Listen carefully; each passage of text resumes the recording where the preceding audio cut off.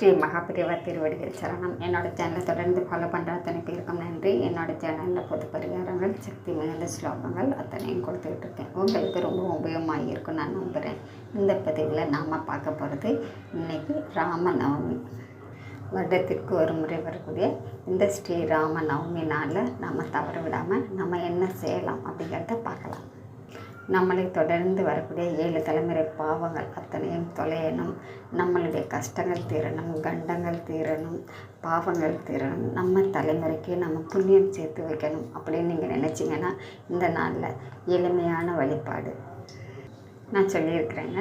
உங்கள் வீட்டில் பூஜை அறையில் ராமபிரானுடைய பட்டாபிஷேக படம் இருந்தது அப்படின்னாக்க அந்த படத்துக்கு சுத்தமாக நீங்கள் தொடச்சி துளசி மாலை சாற்றி நீங்கள் வழிபடலாங்க.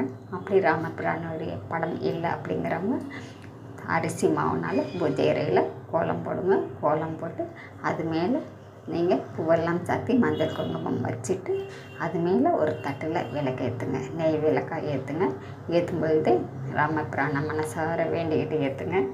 11 வெற்றிலை வாங்கி வச்சுக்கோங்க. சுத்தமாக கழுவிட்டு தொடச்சி சுத்தமாக வச்சுக்கோங்க. அது கூடவே நாட்டு மருந்து கடைகளில் செந்தூரம் கிடைக்கும், அதை வாங்கிட்டு வந்து வச்சுக்கோங்க.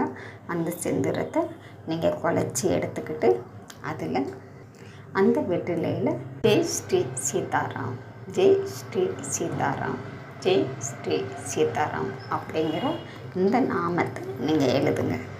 எழுதும் பொழுதே உங்களுக்கு உங்களுடைய தொடர்ந்து வரக்கூடிய பாவங்கள் தீரணும், இல்லை எந்த விஷயம் நடக்கணும்னு நினைக்கிறீங்களோ அதை மனசார வேண்டிக்கிட்டே நீங்கள் அந்த ராமநாமத்தை எழுதுங்க. எழுதி முடிச்சதுக்கப்புறம் அதை மாலையாக கட்டுங்க.